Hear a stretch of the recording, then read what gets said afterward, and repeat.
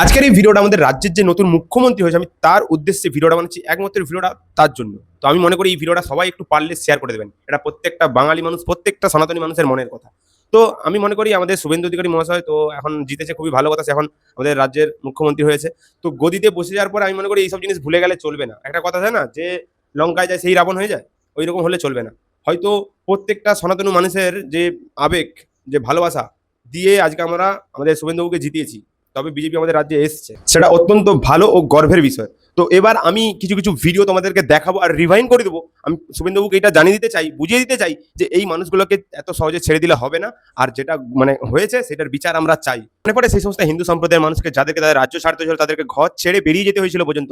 তো সেই সমস্ত মানুষের বদলা বিচার অবশ্যই যেন পাই। এই জন্য আমি আজকের এই ভিডিওটা আমার বানানা। তো আমি সবাইকে বলবো এই ভিডিওটা কেউ স্কিপ করবে না, একটু লম্বা হবে কিন্তু ভিডিওটা একদম গুরুত্বপূর্ণ একটা ভিডিও। এই ভিডিওটা সবাইকে ছড়িয়ে দাও, আমাদের রাজ্যের যে মুখ্যমন্ত্রী তার কাছেও পর্যন্ত যেন পৌঁছে, সেও যেন জিনিসটা দেখে বুঝতে পারে যে হ্যাঁ কি কি করা এখনো বাকি আছে।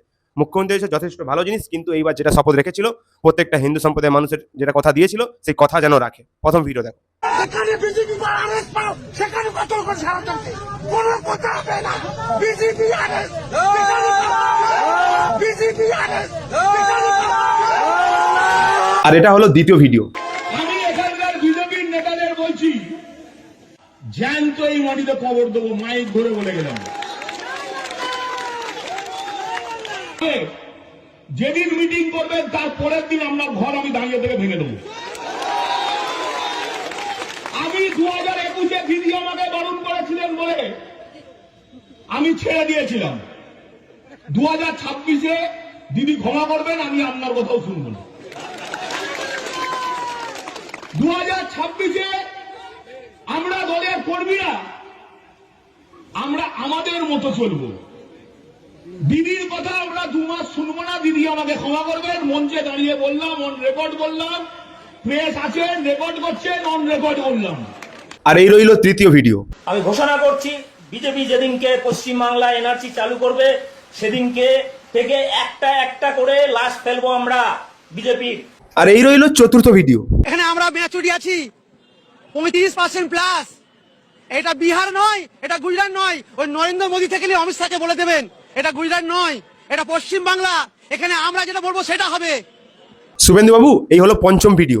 একবার 1 সেকেন্ডের জন্য যদি ইশারা দিয়ে দেয়, আল্লাহ মালিক, গায়েবের মালিক আল্লাহ তাআলা জানে কি ধরনের খেলা হয়ে যাবে।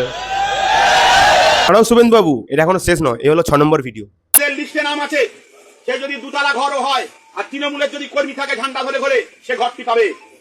আর যার ঘর ভাঙা ঘর, তৃণমূল করে না, বিজেপি করে বা অন্য দল করে, সে ঘর দেবো না, এই কথা দিয়ে গেলাম আপনাদের আজকে। শুভেন্দু বাবু, এই হচ্ছে 7 নম্বর ভিডিও। ভারতবর্ষে 40 কোটির উপর মুসলমানের বসবাস। বাংলাদেশের মুসলমানদের সংখ্যা কত? 19-20 কোটি। পাকিস্তানের কত? 25 কোটি। সেই দিক দিয়ে ভারতবর্ষে মুসলমানদের সংখ্যা 40 কোটিরও বেশি। এই বাংলায় 4,26,00,000 মুসলমানের বসবাস, 2,82,00,000 ভোটার। মোদীতে কে মুখ্যমন্ত্রীর তখ্তে বসবে তার নির্ণায়ক শক্তি বাংলার মুসলমানরাই। এত সহজে শেষ নয়, এখনো আছে শুভেন্দু বাবু, এই হচ্ছে 8 নম্বর ভিডিও। কতগুলো ভোট দেওয়া যাবে না। যদি ভোট গন্ডগোল হয়েছে তাহলে ভোট দেওয়ার দরকার নাই, বাড়িতে আমি রসগোল্লা ছানা ভরা পাঠিয়ে দেবো। আর আমাদেরকে জিতিয়ে যদি কাজ করাতে হয় প্রত্যেকটা বিষয়ে, পাড়ার ছেলে পাড়ার লোক যারা তৃণমূল করে মানুষের পাশে থাকে 24 ঘন্টা, তাদেরকে ভোট দিতে হবে। এবছর যেন ভোট নষ্ট না হয়, পরিষ্কারভাবে বলে দিচ্ছি, খাতা এন্ট্রি করা থাকবে, কোন বাড়ির কে ভোট দিচ্ছে আমরা সব মোটামুটি আমাদের ক্যামেরা থাকবে। এবার যা ভোট হবে সব লাইভ হবে। আগামী দিন পশ্চিমবাংলায় কে মুখ্যমন্ত্রী হবে সেটা মুসলমান ঠিক করবে। আপনারা কি বলছেন? আর 9 নম্বর ভিডিওটা ভুলে গেলে হবে না, এই দেখুন। আর আপনার যদি বুকের পাটা থাকে আর আপনি যদি বাপের বেটা হন, 4 তারিখ দুপুরে কলকাতায় আর বাংলায় থাকবেন, 12টার পর দেখা হবে অমিত শাহ, কথা দিয়ে যাচ্ছি। ভাবে কোপ মারবেন, এই এলাকায় বিজেপির ফ্ল্যাগ ধরার লোক যেন না থাকে,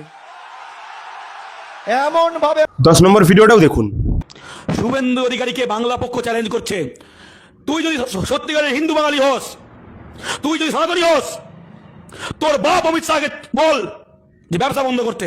5ই মে বিজেপি গোহারা হারছে। আমি দেখতে চাই 4 মে, আমি দেখতে চাই 4 মে দুপুর 2টোর পরে শুভেন্দু অধিকারী আর কত মিনিট বিজেপি থাকে আর ক কেজি হিন্দু থাকে, 4 মে দুপুর বেলার পরে শুভেন্দু অধিকারী আমরা দেখতে চাই। তুমি কত বড় সনাতনী সেটা 4 তারিখের পর দেখা যাবে। 4 তারিখের পর শুধু আমরা নয়, তোমার অন্ধভক্তরাও দেখতে পাবে তুমি কত বড় সনাতনী, কত কিলো মাপের তুমি সনাতনী আর থাকতে পারো। এইবার বলুন শুভেন্দুবাবু, যদি তৃণমূল জিতে যেত তাহলে আমাদের কি অবস্থাটা হতো? একটা কেউ পর্যন্ত বাকি নেই যে ধমকি দিতে। তৃণমূলটা যদি জিতে যেত আর বিজেপি যদি হেরে যেত, আজকে এটা সনাতনীরা কেউ থাকতে পারতো না, প্রত্যেকটা মানুষ ঘর ছাড়া হতো, আমরা পর্যন্ত ঘর ছাড়া হতাম। আর বাড়ির মেয়ে সে তো ভুলে যাও, বাড়িতে আর ফিরতো না। বলুন শুভেন্দুবাবু, যদি আজকে তৃণমূল জিতে যেত তাহলে আজকে হাজারো হাজারো সনাতনী মানুষের দেহ আজকে মাটিতে লটিয়ে যেত, কোথাও পাটে, কোথাও ধান খেতে, কোথাও বনে ঝোপে, কোথাও নদীতে করে ভেসে আসতো। কত কত মানুষের মৃতদেহ একবার ভেবে দেখেছেন? শুভেন্দুবাবু, যদি আপনি আজকে রাজনীতিতে সেই সমস্ত দলকে যদি আজকে আপনি প্রশ্রয় দেন, তাহলে হয়তো আপনাকে আর বাংলার মানুষ কোনোদিনও ক্ষমাও করবে না বা আপনার দলকে উপড়ে ফেকতে 2 সেকেন্ডও সময় নেবে না। বাংলার মানুষ তারা চায় বলে আজকে আপনি মুখ্যমন্ত্রী হয়েছেন। বাংলার মানুষ আপনাকে ভালোবাসে, আপনাকে মাথায় তুলে রেখেছে যে হ্যাঁ, প্রত্যেকটা বাঙালি মানুষের মনের মধ্যে একটাই চিন্তা ছিল যে হ্যাঁ, আমরা এই 15 বছর এত যেই শাসনের মধ্যে ছিলাম, সেই শাসন থেকে আজকে আমরা যে বেরিয়ে আসতে পেরেছি, এটা আজকে আমাদের কাছে একটা খুশি, অন্তত একটা খুশির বিষয়। তো সেই জায়গাতে আমি দাঁড়িয়ে একটা কথাই আপনাকে বলতে চাই, কারণ যেই সমস্ত দুষ্কৃতির জন্য আজকে বাংলার মানুষ, বাংলার মা কাকিমা বোনেরা যারা বাড়ি থেকে পলাতক হয়েছিল, আজকে তাদের কথা অন্তত ভেবে ভুলে যাবেন না সবকিছু জিনিসটা। আর প্রত্যেকটা বাংলার মানুষ এই ভেবেই বিজেপিকে সরকারে এনেছে, বিজেপিকে জিতিয়েছে, কারণ তারা জানে যে বাংলায় যদি বিজেপি আসতে পারে একমাত্র সনাতন ধর্মের রক্ষাও করবে আর সুরক্ষাও রাখবে। শুভেন্দুবাবু, এত সহজে ভুলে যাবেন না, যেই দিন আপনাকে পর্যন্ত ঘেরাও করেছিল, আপনার গাড়িতে পর্যন্ত ইট পাথর দিয়ে হামলা করেছিল, আপনি অনেক কষ্টে সেই জায়গা থেকে বেরিয়ে এসেছিলেন। মনে পড়ে সেই কথা? ভেবে দেখুন তো, পিসি ভাইপো যেই কথা দিয়েছিল যে বিজেপি হেরে গেলে বা তৃণমূল জিতে গেলে কি হাল করবে, সেই কথাটা ভেবে গায়ের লোম পর্যন্ত খাড়া হয়ে যাচ্ছে। ভাবুন তাহলে একবার আজকে কি হালটা করতো যদি তৃণমূল জিতে যেত। কারণ কিছু কিছু প্রমাণ সহকারে বলছি, এই যেমন জিতে যাওয়ার পরে কিছু কিছু পার্টি অফিস থেকে ধারালো তরোয়াল, কাপড়ের থান, কিছু কিছু বোমা, নানা রকম জিনিস যেগুলো পাওয়া গেছে, আশা করি সেগুলো কোনো মানুষের ভালো কাজের জন্য রাখা হয়নি। আজকের এই ভিডিওটা খালি একটা ভিডিও হিসেবে কেউ ভুল করে নিও না, এই ভিডিওটা কিছু মানে ডার্ক সত্য। তো এত বাস্তবে এই জিনিসগুলো ঘটেছে, আমি অনেক কষ্টে সৃষ্টে ভিডিওগুলো সব জোগাড় করে আজকে তোমাদেরকে দেখানোর জন্য জোগাড় করেছি। তো আমি প্রত্যেকটা সনাতনী ভাইদেরকে বলবো, এই ভিডিওটা এমন প্রচুর পরিমাণে শেয়ার করো যেন প্রত্যেকটা বাঙালি মানুষ যাদের সঙ্গে ঘটনা খারাপ ঘটেছে বা প্রত্যেকটা সনাতনী মানুষের যা খারাপ ঘটেছে সবের যেন বিচার হয়। শেয়ার করো সেই সমস্ত বিজেপি নেতাদেরকে, যাদের মাধ্যম দিয়ে শুভেন্দু অধিকারী বাবুর কাছে ভিডিওটা যেন যায়। কারণ আজও যদি নতুন সরকার হওয়ার পরে যদি সমাজে যেই দুর্ঘটনাগুলো ঘটেছে সেই ঘটনার যদি বাস্তবে যদি তার বিচার না দিতে পারে, তাহলে কিন্তু সাধারণ জনগণ এই সরকারকে উপড়ে ফেলতে বেশি সময় নিবে না। সেই জন্য আমি বলছি, আশা করছি আমার এই ভিডিওটা শুভেন্দুবাবু দেখবে, আর এই ভিডিওতে যত সমস্ত জিনিস দেখানো আছে সবের যেন বাঙালি মানুষ, সনাতনী মানুষ যেন এর বিচার পায়। আশা করছি আমার এই ভিডিওতে বানানো অনেক কাজ হবে। জয় হিন্দ, জয় ভারত, বন্দে মাতরম।